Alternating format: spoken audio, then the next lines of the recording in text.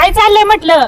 काय नाही बाबा, जळून गेले शेतातलं मका पेरलेली. काय करायचं, काय चाललंय बाई? हाय चांगलं. काय सांगायचं आजी, आमच्या बी माहेरी चुलत्यानं कामाला जाऊन काय करायचं? कपाशीचं बी आणलं.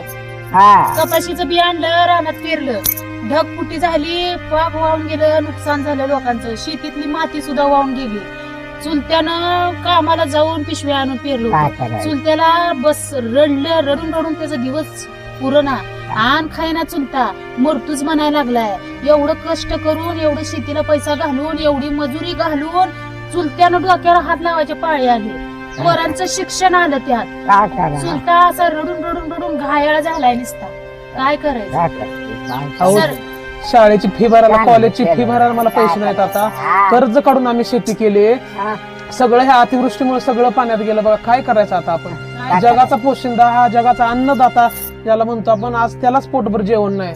पोटभर जाऊ तर साधं एक वेळचं जेवणासाठी सुद्धा त्याला खूप धडपड करावी लागते. खरंच की. कसं करायचं शेतकऱ्यांनी? कसं जर जगायचं पेरलं- कसं आपण म्हणजे आता? त्यांनी पेरलं तर आज लोक खातील.